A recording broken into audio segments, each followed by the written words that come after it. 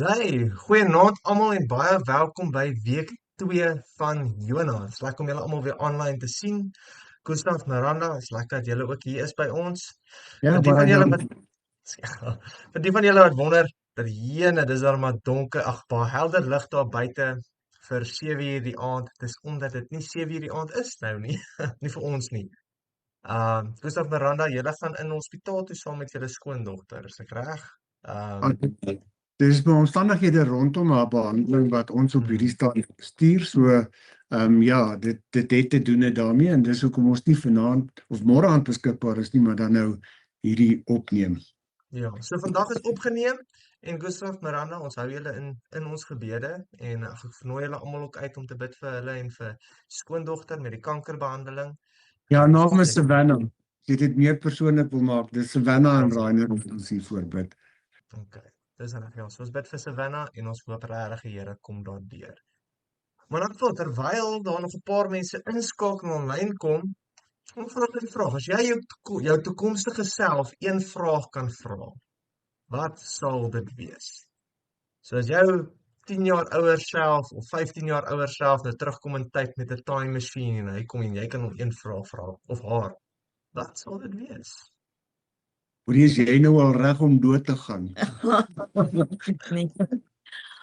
Ek het nie 'n idee nie. Ek wil nie iets vra soos wat het jy nie gedoen wat jy graag wou doen nie, want ek dink nie om spyt te wees gaan enigiets help, maar ek het nie 'n klou wat ek sal seker daar staan met 'n mond vol tande, want ek weet glad nie wat ek sou kon vra. Ja, ek dink 'n ou sal reflekteer. Jy sal reflekteer oor waar is ek nou en waar wou ek gewees het. Dis daai ding, ek wil nie spyt wees nie. Want ek dink baie van ons maak maar planne oor wat ons wil bereik en waar ons wil uitkom. Ja. En ek dink daai sal nou vir my net 'n goeie tyd wees om te sê, hoorie, maar kom ons gaan sit op daai bankie laat ons nou 'n bietjie gesels. En myself, hoorie, hoe voel jy? Wat het ons bereik en wat het ons nie bereik nie? Ja, Ek kom ek self kan vra en van is jy nou gelukkig met hoe jou lewe verloop het? Ja. Ja, nee, ek van daai net daarvoor. Ek dink in my as ek nou mens dink sou ek vra, hoorie, waar sal ek meer tyd moet spandeer? Waar as ek dalk spyt het ek nie aan tyd spandeer nie wat ek behoort meer tyd aan te spandeer. Ja. Ek dink daai spyt vir my. Ja. Ek dink 'n ou se tyd wat jy saam met jou kinders spandeer sal seker altyd vir almal van ons 'n faktor wees wat ons bevraagteken van was dit genoeg? En dan ook saam met jou vrou, jy weet, het ons genoeg tyd saam gespandeer en ek dink almal van ons is seker op 'n punt waar ons meer tyd sou wou spandeer en minder tyd sê maar byvoorbeeld aan werk en aan ander goed wat dalk nou belangrik is, maar in die groter prentjie het dit geen ewigheidswaarde of waarde eintlik maar vir die verhoudings en so aan nie.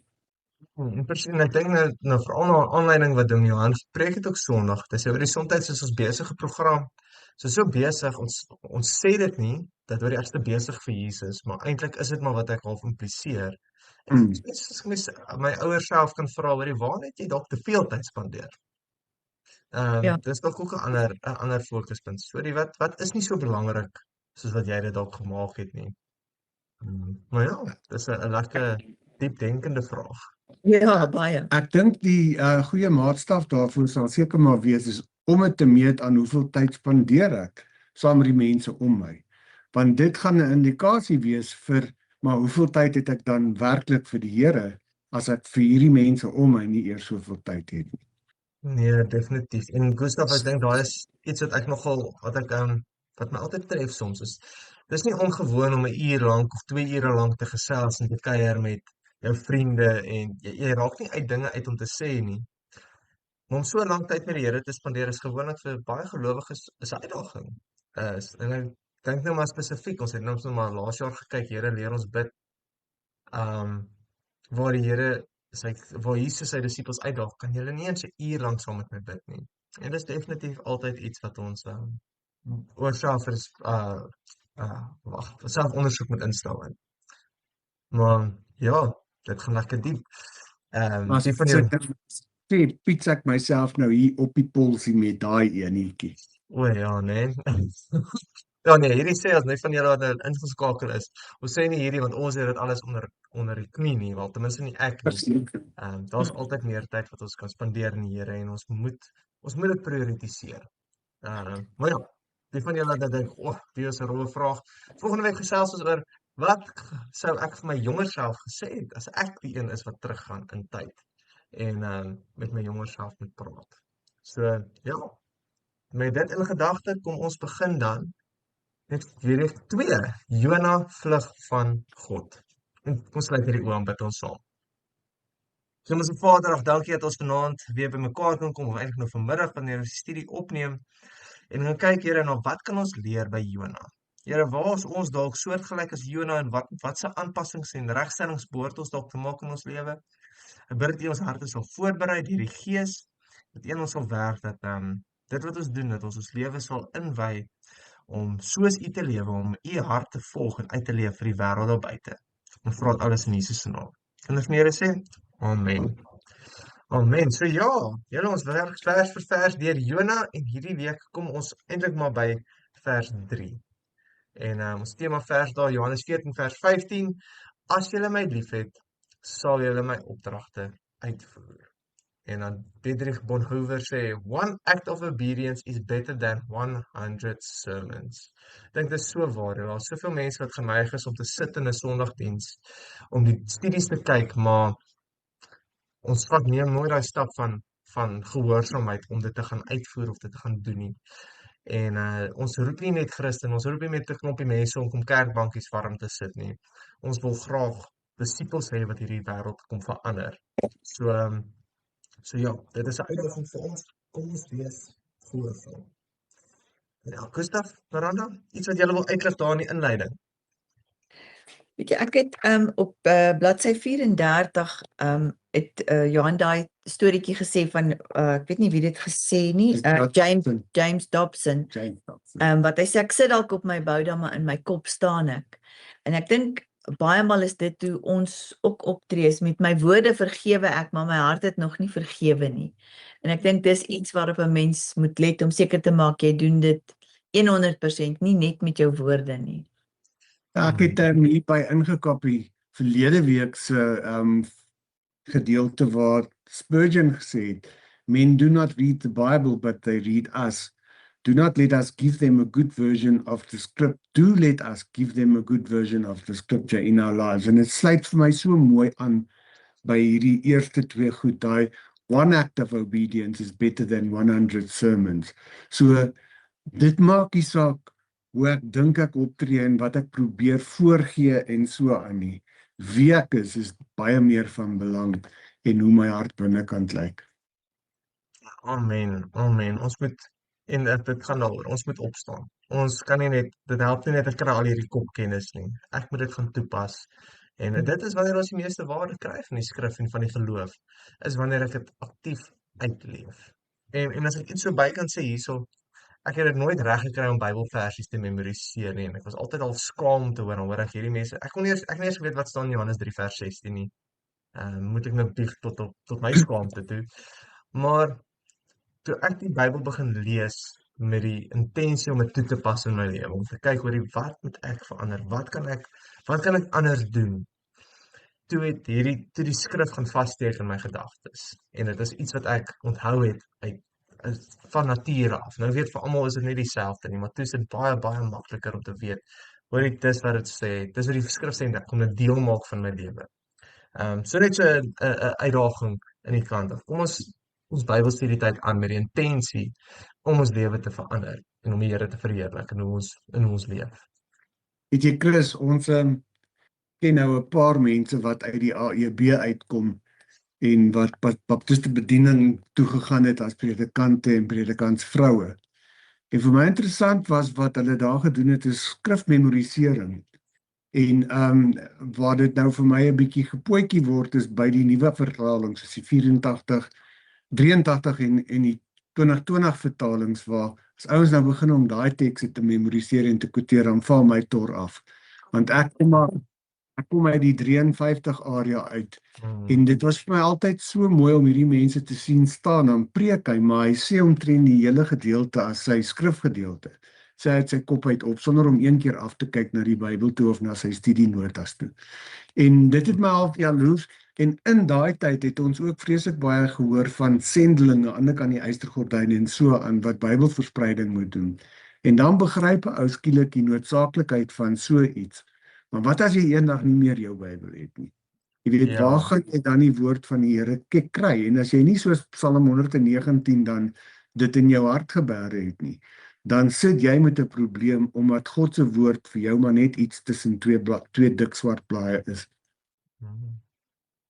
Ja, amen. Ons moet ek dink dis iets wat ons behoort te doen, iets wat mens behoort te streef na. Nie om die Bybel net te ken nie, maar sodat ek weet hoe om dit toe te pas, want dit leef in my hart en dit is iets wat my gedagtes oorneem. En net op 'n ligter noot, hierdie Jona 1 vers 1 wat sê waar Jona vandaan kom, van gatgever af.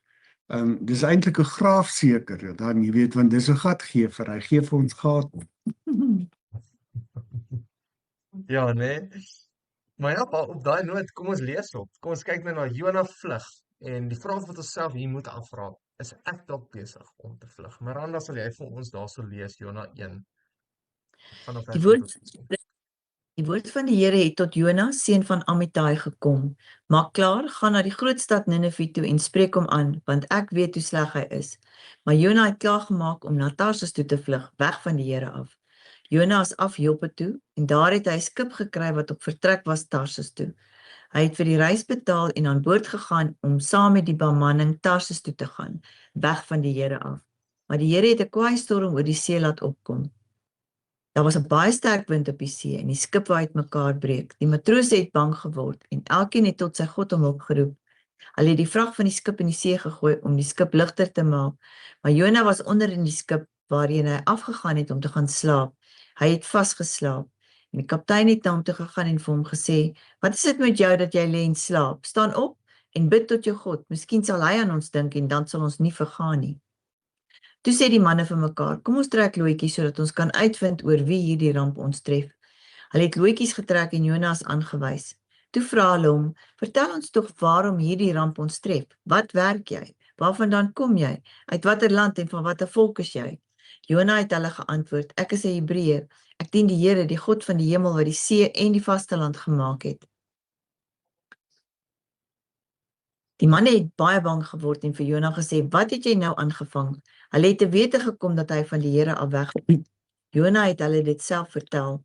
Toe vra hulle hom: "Wat moet ons met jou maak dat die see weer rondom ons kan kalm word?" Die see het ondertussen al hoe onstuimiger geword.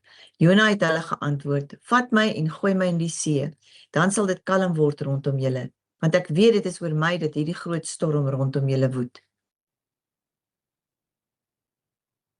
Ek dink hy's reg. Nee, tot daar. Okay. Die man het hard geroei om weer die vasteland te bereik, maar hulle kon nie, want die see het al hoe onstuimiger geword rondom hulle. Toe bid hulle tot die Here en sê: "Ag Here, moet ons tog nie laat vergaan oor hierdie man nie. Moenie dat ons iemand onskuldig doodmaak nie. U is die Here, u doen wat u wil." Hulle vat toe vir Jona en gooi hom in die see. Die storm op die see het toe bedaar. Die manne het toe baie bang geword vir die Here en hulle het vir hom 'n offer gebring en geloftes afgelê. Ons sê, ja. Ja, dis nou Jona 1, eintlik, die hele Jona 1. En dit is eintlik so mooi. Ek weet dis nie waar ons vandag fokus nie, maar hierdie manne hulle het nie die regte Here gedien nie. Hulle het hulle afgode gehad. Maar hulle wou nie 'n onskuldige man dood. Hulle het probeer, nadat hulle uitgevind het dis Jona se skuld, het hulle nog steeds probeer na die vasteland toe gaan. Hulle wou nie oorboord gooi nie. Maar tog, hulle het dit toe gedoen, want ek dink hulle het besef, dis of hulle almal gaan vergaan, of Jona van ek vol sterkste, kom ons gooi hom nou oor, en kyk of dit nie dalk vir ons red nie. Maar in elk geval, dis nie waarop ons fokus vandag nie. Jona vlug, en is ek dalk besig om te vlug? Enigiets wat julle daar wil sê, voordat ons aanvang? Ek weet nie, hierdie is eintlik so 'n vraag wat 'n mens wil dit nie vir jouself vra nie, maar is ek besig om van God te vlug? En dit beteken nie net ek ignoreer hom heeltemal of ek dien hom nie. Dit beteken ek doen nie wat hy van my verwag nie. En dis eintlik so weet jy, iets wat ons moet bewus doen, ons wat hy van ons verwag. En as ek dit nie doen nie, dan is ek besig om my rug op hom te draai en is ek besig om te vlug. Al klink dit 'n bietjie harsh is nou, ek weet nie wat te sê, of mooi Afrikaanse woord vir dit. Maar jy Ja.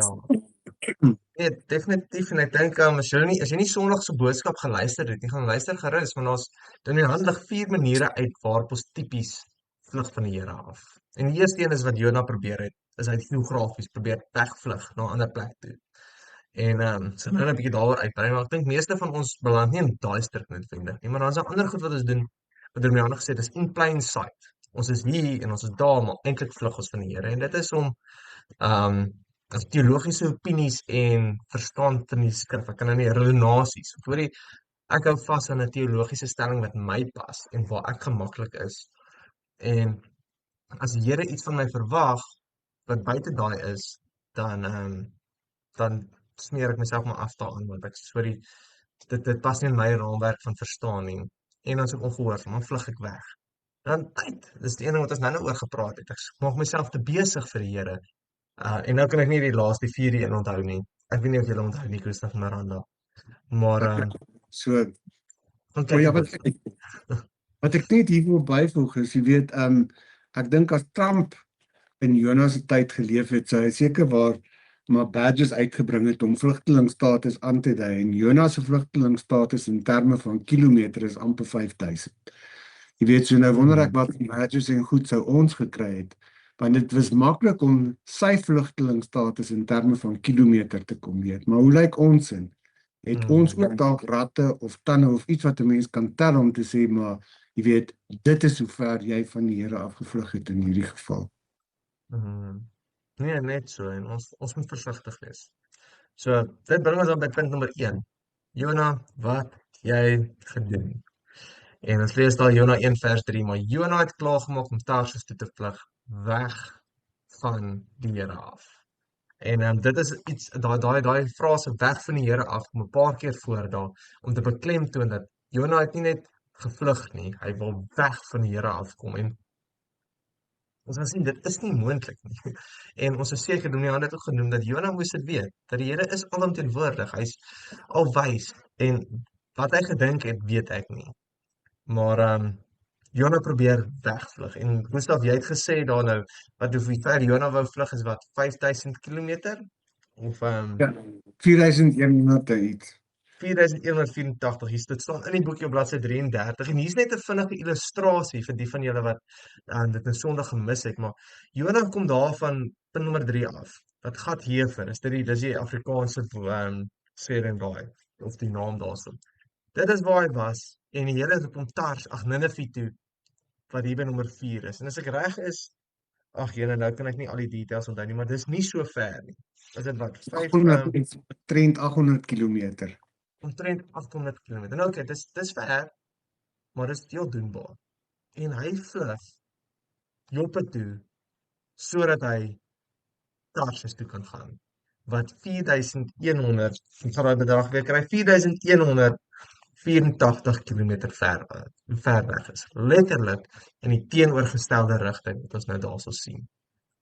Wat hy wil weggaan van die Here. En dis 'n paar maande se reis daar. Dit is nie net dis nie so vandag 'n vinnige paar ure se vlug nie. Dis 'n lang reis. Hy wil permanent weggaan. Weg van die Here af. Wat Johan gesê het is dat in daai tyd dit is wat die wêreld uit bestaan het. So hy wou letterlik aan die ander kant van die wêreld wees. Hy wou heeltemal regtig weggaan. Ja, natuurlik. Ja, dit is sy konteks sonder die satelliete en alles was dit die uithoeke van die wêreld gewees wat daar. Ja. So ja, dit is en ek is eintlik nog aangespreek oor die stukkie want toe ek nou gesels daaroor met my jong mense, sê ek Jona was eintlik maar regtig idioot. Hy was stupid. Wat het hy gedink?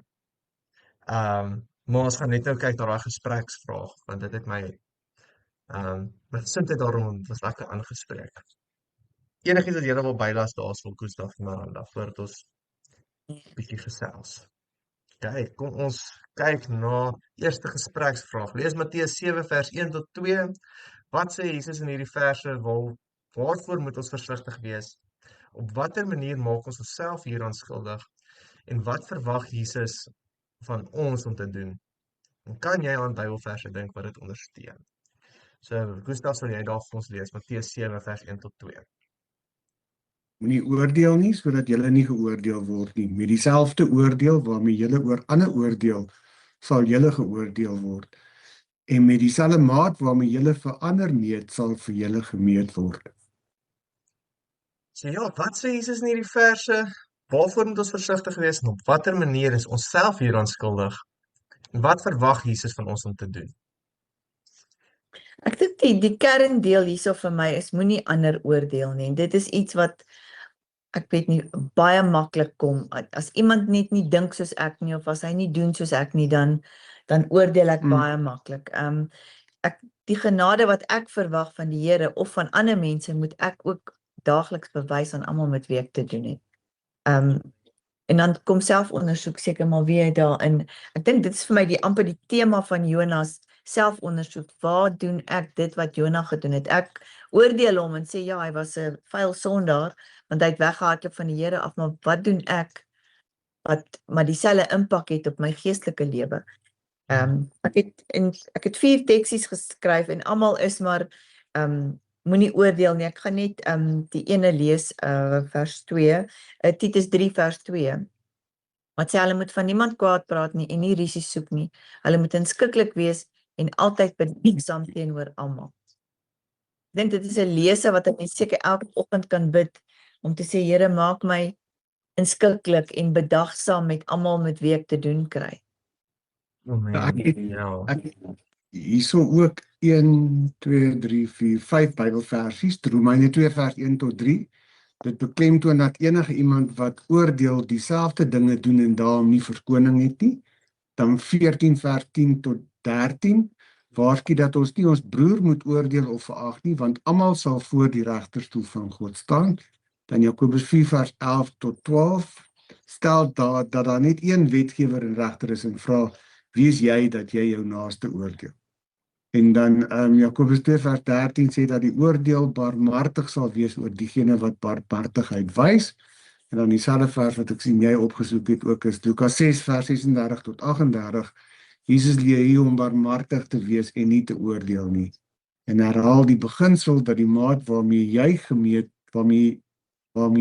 word, ook vir jouself gebruik sal word. En ek dink dit is vir my die kern hier is, jy weet, gaan oordeel maar. Want dieselfde oordeel waarmee jy oordeel is maar wat na jou kant toe gaan terugkom.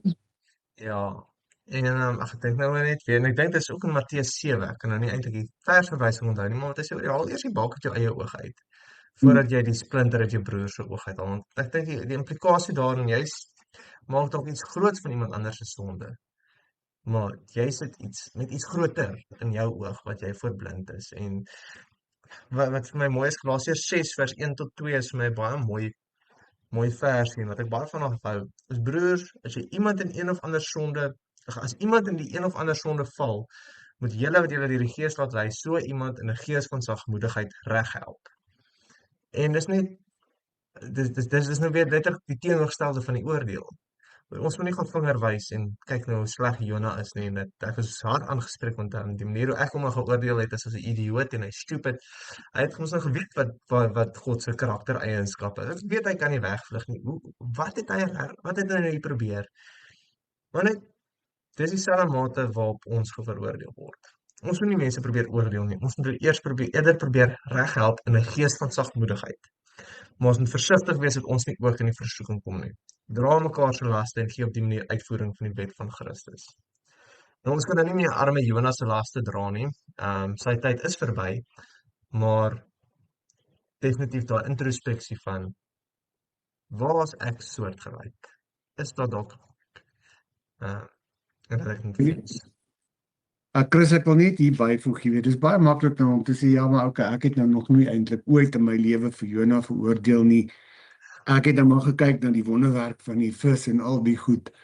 Maar dan dink ek moet jy gaan kyk na Judas. Hoe voel jy oor hom?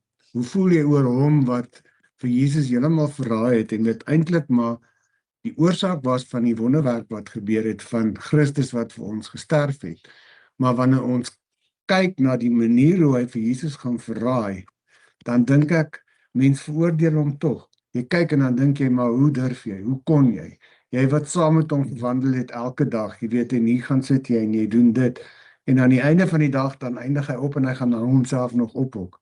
Jy weet, so die oordeel vir arme Judas word net groter en groter en groter. En ek dink 'n ou moet net al hierdie goed gaan kyk gaan doen oordentlike introspeksie en vra jouself af, maar oordeel ek nie dalk te hard nie. Ja, en ek het al baie mense gehoor, maar hoorie, dan sê hulle, maar as ek Israel was en ek het gesien hoe Jesus hoe God die Rooi See skei en hoe hy in 'n vuurkolom voor hulle uitbeweeg, dan sou ek mos nou nooit my rug gedraai het op hom nie. En ek dink mense met so 'n redenasie, dan is ons eintlik besig om af te maak die wonderwerke wat die Here reeds in ons lewe gedoen het, hoe hy deurkom en hoe hy ons hart kom verander het en wat hy vir ons leer in die skrif. En ons moet versigtig wees om nie presies daai te doen, te oordeel en te dink, hoorie, maar ek sal nooit so iets doen nie. Ek moet myself gaan soek daarin en kyk, waar is ek dalk, as ek die Engels mag gebruik, susceptible om soortgelyk op te tree. Waarteen moet ek my hart bewaar en regstel? So, ja, ek dink daarom nie, as ek nou net terugkom na die gespreksvraag, op watter manier maak ons osself dalk hieraan skuldig? Ek glo nou nie, daar's mense wat 5000 km ver weghardloop van die Here af nie, alhoewel daar sommige mense seker is, maar dit gaan daaroor, is in Gustav Jaert gesê, ons meet dit nie in kilometers nie, maar waar draai ek weg van die Here af, en waar moet ek terugkom? En is dit enigiets wat julle wil bylas, voordat ons aanbeweeg? Dis dit. Nee. Ons het nou lekker klaar deurgetrap eintlik, en die volgende enetjie is tyd vir deeglike selfondersoek. Altyd so lekker om onsself te ondersoek en te kyk, wat doen ek verkeerd? Maar ja, dis nie altyd lekker nie, maar dit is nodig. Miranda, sal jy vir ons lees daarso 2 Korintiërs 13? Ja. Stel julleself op die proef en ondersoek julleself of julle in die geloof lewe. Besef julle dan nie self dat Christus Jesus in julle is nie. So nie het julle die toets nie deurstaan nie. Ja. Stel jouself op die proef. Enigiets wat julle daar wil sê? Ek het hierso weer maar dieselfde punt eintlik as nou.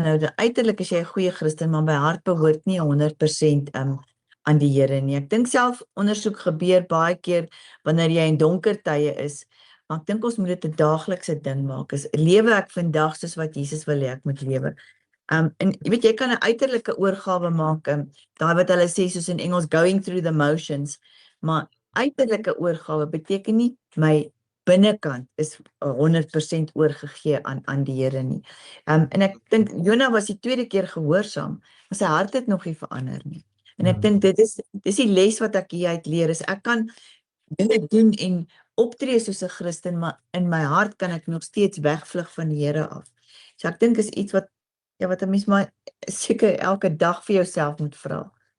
Vlug ek weg van hom af of is ek 100% oorgegee? Weet en ek dink ook, dis eintlik baie maklik om vir jouself te jok wanneer jy selfondersoek doen, want wanneer jy te diep begin grawe, dan verander jy sommer maar net jou gedagtes of jy dink aan iets aan en jy bevind jouself nie skuldig dat jy op die regte punt uitkom waar jy sê, maar ek moet verander nie. En ek dink werklike selfondersoek vat tyd. Dit kos dat jy moet gaan sit en jouself moet weeg om te sê, waar is ek te lig? Waar het ek verkeerd opgetree? En waar jy kan, draai om en gaan maak reg wat verkeerd is, sodat jy dit nie weer doen nie. Jy weet so, dit is absoluut 'n eerlike proses wat 'n mens moet deurgaan wanneer jy, want selfondersoek vat nie 2 minute. En is nie lekker nie. Glad nie, dit vat nie net 2 minute nie, dis 'n proses. En miskien het dit tyd geword dat baie van ons net ons stilte tyd gebruik om daai afsondering te doen, om te sê, Here, ek kom sit nou hier vandag om met Gustav te praat.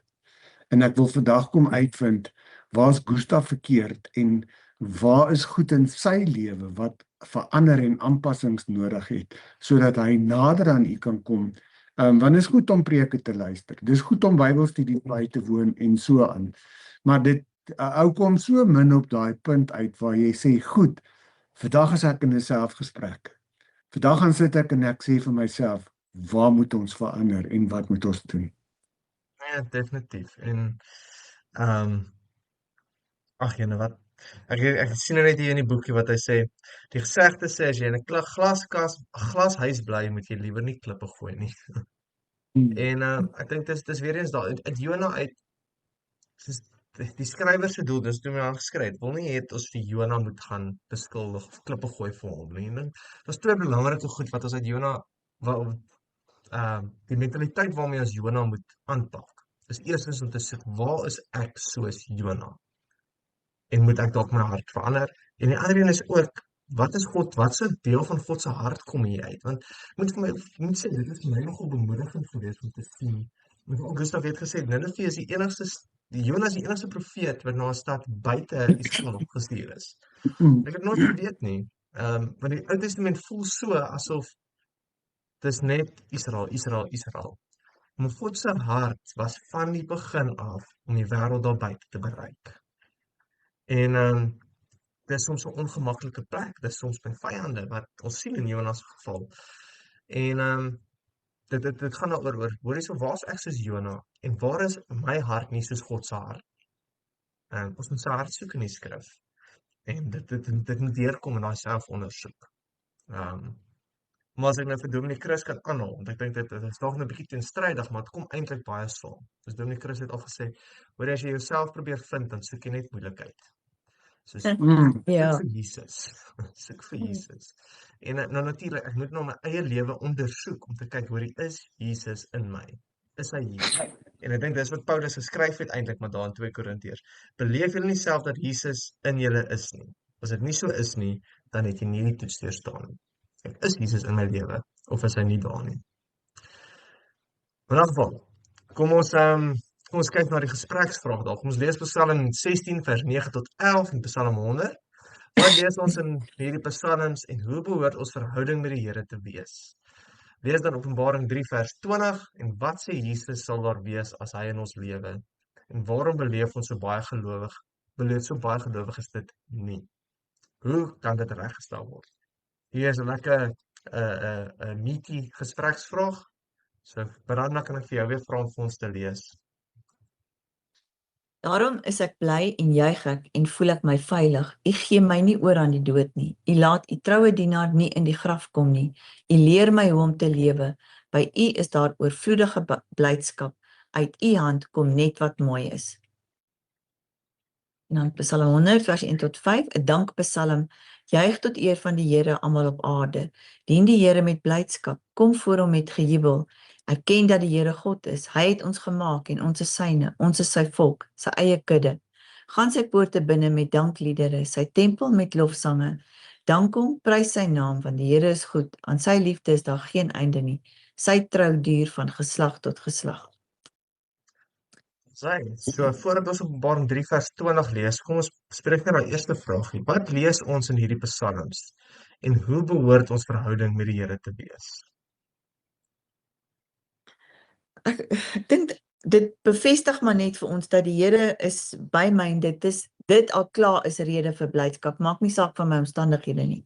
Die feit dat hy by my is en my dra deur enige iets, is my rede vir blydskap. En dat as ek 'n totale oorgawe maak in alle areas, dan sal ek 'n oorwinning behaal, maar ek moet luister en glo in dit wat hy vir my sê.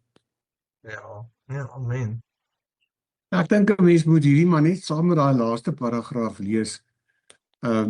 Wat sê, of is dit die voorlaaste ene wat sê dat God het vir Jona nooit alleen gelos nie. Hy was die hele tyd by hom. En in ons geval is dit presies dieselfde. Ons is nooit God verlate nie. Hy's altyd by ons. Al is ek hoe ver van hom af. Hy's 'n gebed ver. Hy's hier by my. Hy's nie weg of ver van my af nie. En nou ek hierdie vers nou opgesom het, dit is eerstens Psalm 16 vers 9 tot 11 gaan vir my oor vreugde en rus en ewige lewe. En dan 101 tot 5 is lofprysing en dankbaarheid. So dis die gesindheid wat ek dink by ons moet wees. Dis die regstelling wat ons kan maak. Ja, definitief. En ek dink wanneer ek regtig kyk wat die Here doen in my lewe en ek kan dankbaar staan daarteenoor, dan is die blydskap oorvloedig. Maar sodra ek kom met 'n wat sê hulle, entitlement gesindheid, van hoor die Here, ek verdien hierdie, ek is nie so sleg nie. En ek kry die idee, dit is wat Jonas se hart was, is soos, ek is nog nie so sleg nie, hierdie Nineveërs, ek weet nou nie wat mense die mense van Nineve genoem het nie, maar hulle verdien nie genade nie. Hulle is soveel slegter as ek, hulle behoort dit nie te kry nie. Dan gaan dit moeilik wees om blydskap te vind daarin wanneer hulle tot bekering kom. Dan is dit moeilik om vir hulle iets goeds te bring, want my hart is nie daar nie. Ek besef nie hoe ver die Here vir my gee en wat 'n wonderlike gratis geskenk dit is nie. Dit begin daar, maar by die Here is die blydskap oorvloedig. Ek dink dis wat vir my nou daar uitgestaan het veral. Ek dink ook aan wat Dominee gepreek het oor al die plekke in die Ou Testament waar ons Jesus kan gaan soek. En hierdie is vir my een plek waar Jesus se hart baie duidelik deurkom. Is hoe hy is, wie hy is. Ja, en ek wil nou nie vooruit hardloop nie, maar dit kom so mooi uit in Jona 4 in die einde. Maar die Here sê, hoor, kan ek nie besorg wees oor hierdie nasie en al hierdie mense nie. Dis my mense, dis my skepping hierdie. En ja, maar ons kom nog daarby later in die studie. Maar is presies dit, sy hart is van toe af al daar om almal te red. Maar met dit in gedagte, kom ons lees Openbaring 3 vers 20. Ek het nou vergeet om daai versie op te sit, maar ek lees hom vir ons hier. Kyk, ek staan by die deur en ek klop. As iemand my stem hoor en die deur oopmaak, sal ek by hom ingaan en saam met hom die feesmaal hou en hy saam met my. So wat sê Jesus sal daar wees as hy in ons lewens is? En waarom beleef so baie gelowiges dit nie? Hoe kan ons dit regstel? Ek dink die onus bly nog steeds op my om die deur oop te maak. En wanneer ek dit wel doen, dan gaan ek vrede en blydskap in my lewe hê as ek toelaat dat hy die plan wat hy het vir my lewe in werking stel, as ek glo en ek vertrou regtig en ek doen dit wat hy vir my sê. So ja, en nog 'n ding, hy klop die hele tyd en sy hand hou my hand vas. Hy los nooit my hand nie, maar ek los partymal sy hand. So ek dink die onus bly op my om die keuse te maak elke dag. Hierdie is 'n teksvers wat seker baie maklik in 'n welvaartsteologiese boekie sal pas van die feesmaal wat gehou gaan word en so aan. Maar ek dink is 'n geestelike feesmaal hier meer as 'n fisiese feesmaal wat daarna verwys word. Want ons aardse swaard kry hou nie op wanneer Jesus in ons harte is nie, inteendeel dit gaan voort. En die uitdagings word groter, want die oomblik wanneer jy nader aan die Here beweeg, kom die duiwel ook nader om te kyk of kan hy trip hom up en kan ek veroorsaak dat hy val. So hierdie feesmaal wat daarvan gepraat word is hoe hierdie blydskap wat ons in Psalm van gelees het, in ons harte moet wees, ten spyte van ons omstandighede en ten spyte van die storm. En ek dink dis presies dit. Hy sê, hoor, as ek by jou inkom, sal daar 'n feesmaal wees. Wanneer ek begryp en fokus is my eintlik so groot ding. Johan het ook nou gepraat Sondagoggend van wat's my prioriteit? Waar's my hart? As ek weet wat die Here vir my gedoen het, hoeveel hy vir my prys gegee het, dan gaan ek blydskap ervaar. Nie in hierdie aardse dinge en van hoe my situasie is nie, maar as gevolg van die liefde wat hy vir my bewys en die innerlike krag wat hy vir ons gee om ten spyte van die swaarkry, ten spyte van ons omstandighede te kan opstaan. En ek dink dis hoekom gelowiges dit nie beleef nie. Ek dink dis juist as gevolg van hierdie welvaartsteologie. Dat hoor ek dink ek gaan tot bekering kom en alles gaan great wees. Hierdie wêreld ek gaan ryk wees, gesond wees. Ek gaan nie uitdagings hê of goed wat my onderkry nie. Maar en as ek dit verwag, dan gaan ek teleurgesteld wees. Dan gaan ek hartseer word, want dis nie wat hy beloof nie. Maar hy beloof my 'n innerlike vrede. Hy beloof my vreugde, geduld, nederigheid, tevredenheid met dit wat ek het. En wanneer my verwagting in lyn is met dit wat die Here vir my gee, dan gaan ek nooit teleurgestel word nie. Dan gaan ek inteendeel, dan gaan ek bly wees. En ek weet nou gaan 'n vinnige storie net juist oor dit vertel. Daar's so iemand 'n storie van 'n valskerm vertel het en hy sê, hoorie, as jy in 'n vliegtuig kom en hier kom 'n lugvaardin en sy gee vir jou 'n valskerm en sê, hoorie, hierdie valskerm gaan jou vlug fenomenaal maak. Fenomenaal. Jy gaan lekker uitrus, dit maak jou drankies en jou kos lekkerder. dit maak alles beter. En jy sit daar met hierdie groot bulkie ding. Jy kan skaars lekker gemaklik in jou stoel pas. Ja, jy kan nie je kop terug lê nie, dit is swaar, dit is jekkerig, dit krap. Jy kan nie jou kos eet lekker nie want jy sit ongemaklik, jy sit gefrustreerd. Later dan begin mense vingerwys en jou judge want wat maak jy met 'n valskerm op hierdie vliegtuig? Hoekom sit jy so? Dan gaan jy tempted wees om dit uit te trek. Jy gaan in die versoeking kom om hierdie ding neer te gooi want jy is teleurgestel. Maar as iemand na jou toe kom in dieselfde vlug en hulle gee vir daai valskerm en hulle sê hoorie, trek hom aan want hierdie vlug gaan iewers iets oorkom en dan moet jy spring. Dan gaan jy dit aantrek en jy gaan ook ongemaklik sit. Mense gaan jou ook veroordeel. Jy gaan ook noodwendig sukkel om te eet, maar daar's 'n dankbaarheid vir hierdie valskerm wat jy het want jou lewe hang van hom af. En die verwagting wat ons het beïnvloed ons situasie. En as ek bly is, as my verwagting in lyn is met wat die Here vir my wil gee, dan gaan ek bly wees. Dan gaan ek dankbaar wees en dan gaan die lewe ten volle kan geniet. Maar as ek verkeerde verwagtinge het, dan gaan ek teleurgestel word.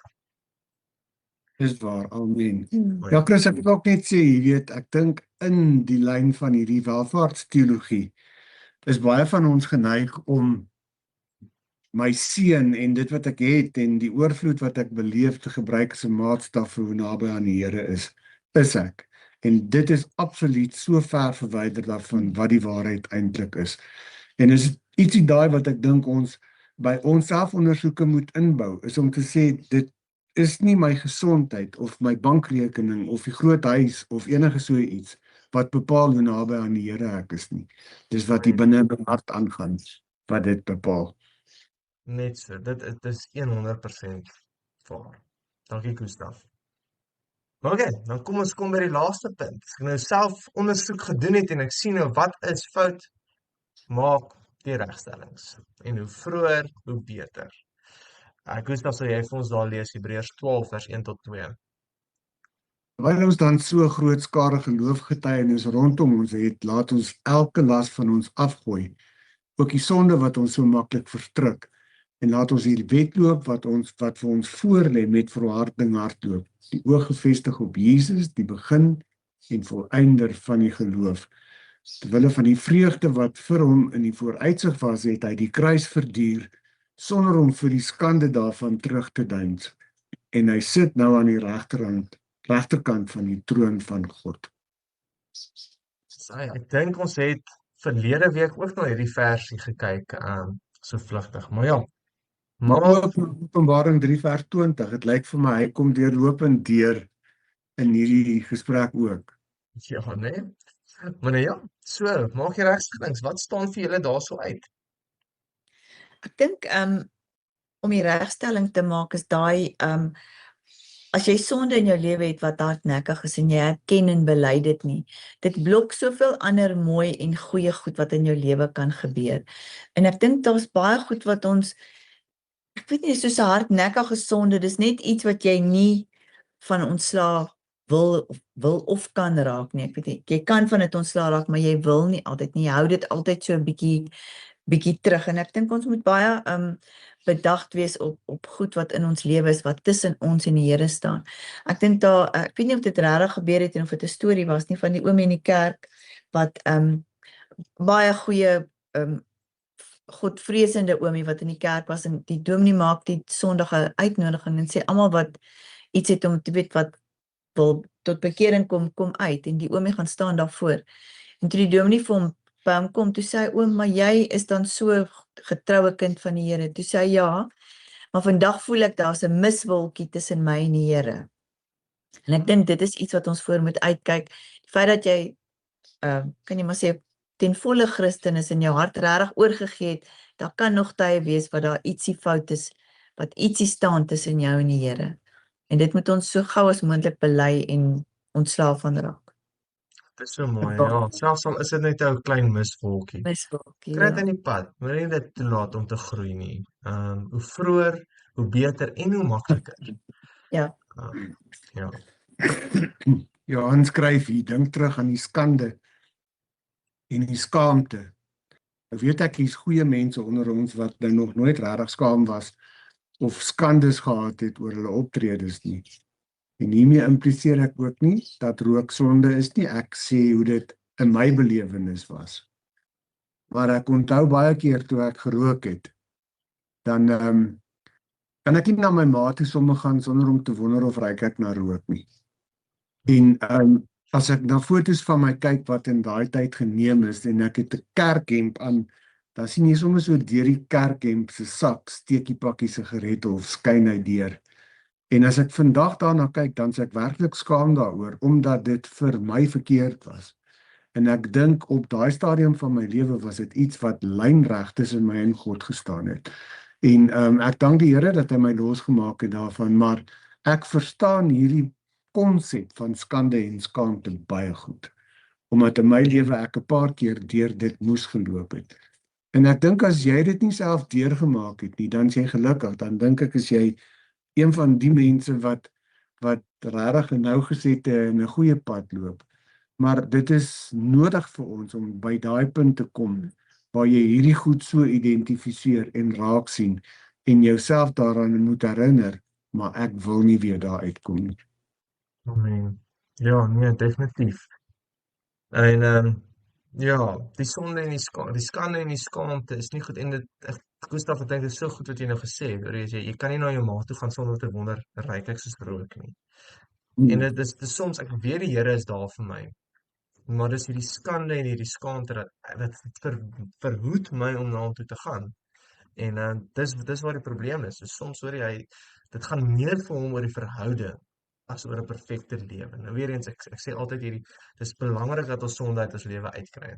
Maar dis belangrik, die eerste prioriteit moet wees om in 'n verhouding met hom te staan.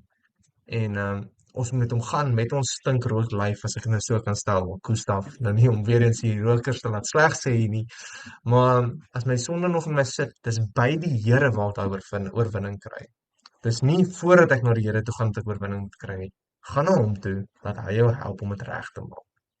En weet jy, Chris, ek wil ook net byvoeg, jy weet, dis nie nodig om te ver te gaan soek vir hierdie goed nie. Nee. Want jou gees en hier binnekant weet jy wat die goed is wat jou aankla, van dis verkeerd en jy moenie hierdie doen nie.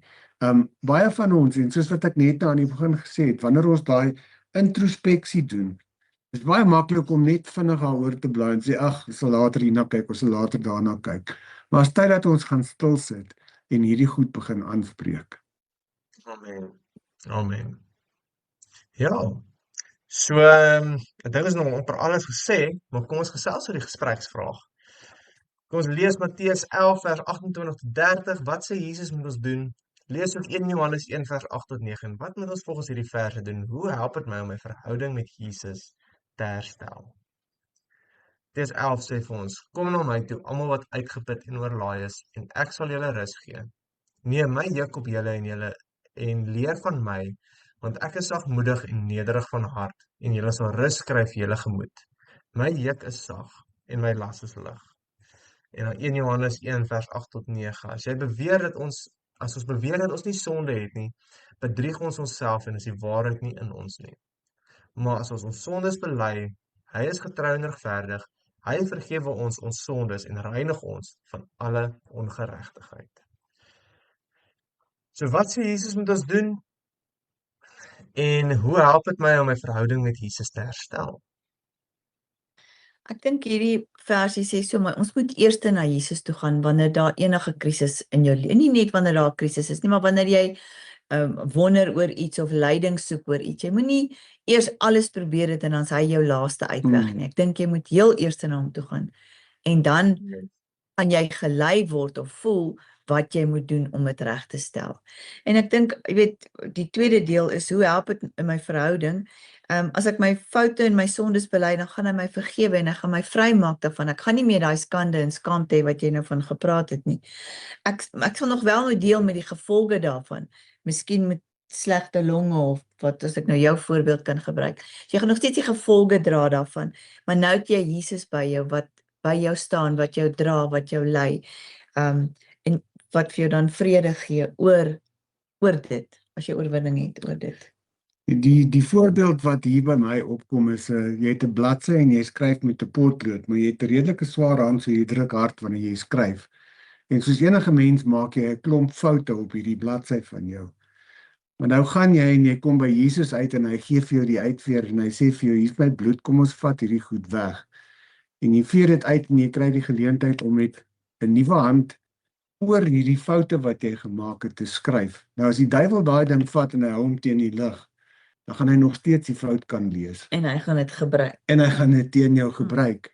En miskien is daai fout juist daar om jou aan die fout te herinner, sodat jy kan weet, but that's where I was. Kyk waar ek nou. So lees die boodskap op my bladsy en nie die foute in die lig nie. Ja. Ja, amen. Amen. En dit gaan weer eens daar, waar fokus ek? Is ek besig om te kyk na my foute en my verlede? Ek hou van, as iewers in Hebreërs te skryf, die Here dink nie meer aan ons oortredings nie. Maar soms sit hou ek vas daaraan. En wanneer ek my sonde bely het, soos 1 Johannes sê, wanneer ons het sonde, ons het skaamte en goed wat ons kan terugkom. Maar wanneer ek dit bely het en vir die Here gegee het, moenie nog top daaroor nie. Moenie toelaat dat dit jou gedagtes onderkry en jou ontmoedig nie. Want dit gebeur so baie en dan raak ons eie vyand. Dan is dit nie die Here wat ons aankla nie, inteendeel, hy roep ons nader. Maar ek wat so sleg voel oor my verlede, dit hou my terug. En wat my so mooi is in Matteus 11 is Jesus erken. Hy sê, hoor, julle is moeg.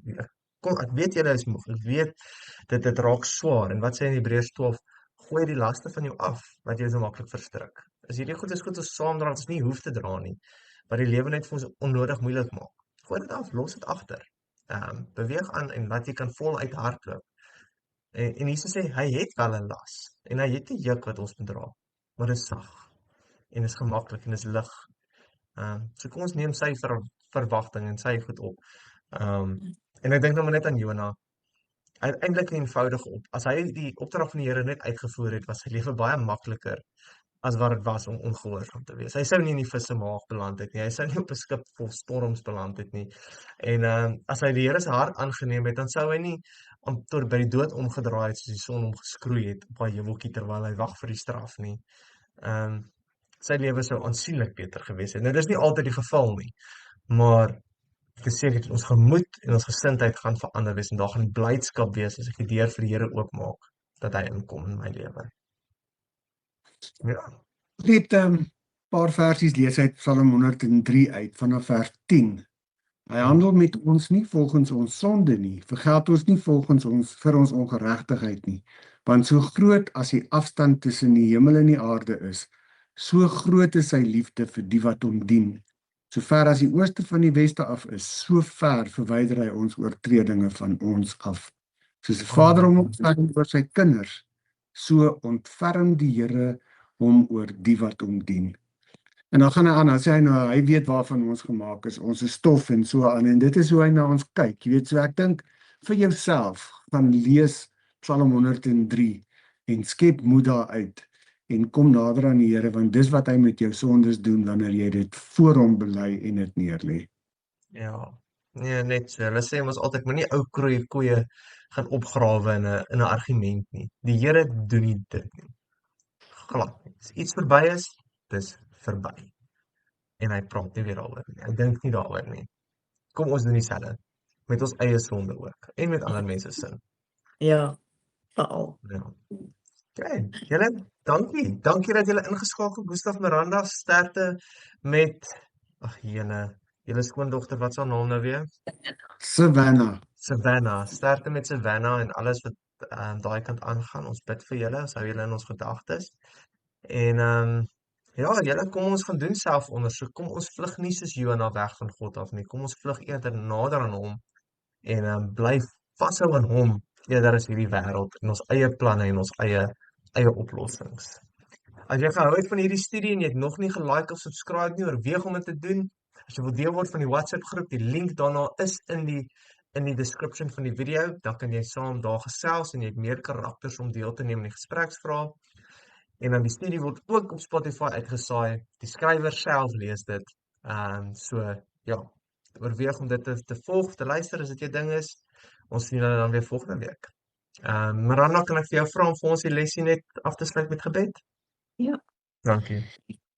Here Jesus, dankie dat ons die voorbeeld van Jona het om te kyk dat ons self seker kan maak en self ondersoek kan doen, Here, om te kyk waar hardloop ons van U af weg, waar vlug ons van dit wat ons nie wil doen nie.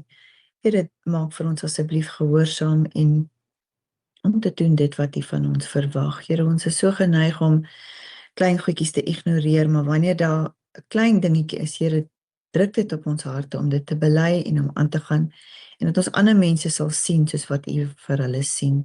Gaan asseblief met ons in hierdie week en bring ons weer volgende week bymekaar. In Jesus naam, amen. Amen. Amen. Amen. Dankie julle. Julle moet 'n wonderlike week verder hê en dan sien ons julle weer volgende week. Baie dankie Dankie, Chris. Chris. Dankie julle. Bye bye.